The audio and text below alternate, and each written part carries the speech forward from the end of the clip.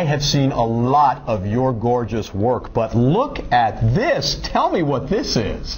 Well, I know you've never seen it before. I have not. Unless you were watching the finals of the ATP Tour Champion of Champions.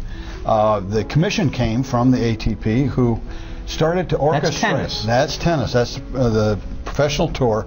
And they were trying to coordinate that top seeds would end up at most of the major tournaments, which was difficult to do. So they decided they'd take charge of that.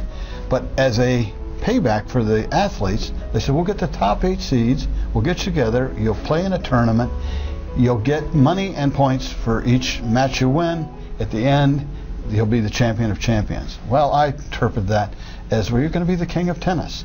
Well, they agreed. Of tennis. And so I get it. This actually is the prince size. This is the runner-up. What? Yeah, because the king size is obviously larger. Yes. And the way we came up with how big should the crown be, Tell me.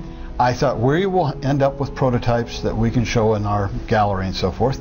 So I said, I put a caliper on my head.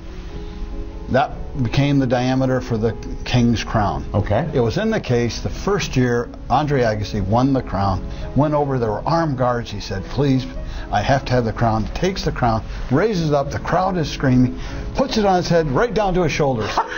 Well, it came flying off as fast as it went on, and the moral of this story is I've got a bigger head than Andre Agassi. This is gorgeous. This is really beautiful.